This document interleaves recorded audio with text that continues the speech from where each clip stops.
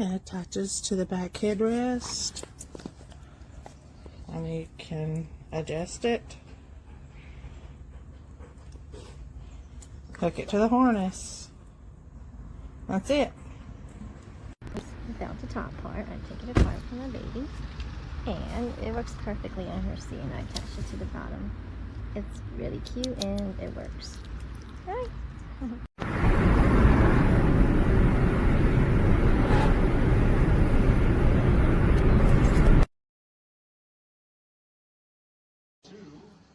Only a buyer picks up 3 spots.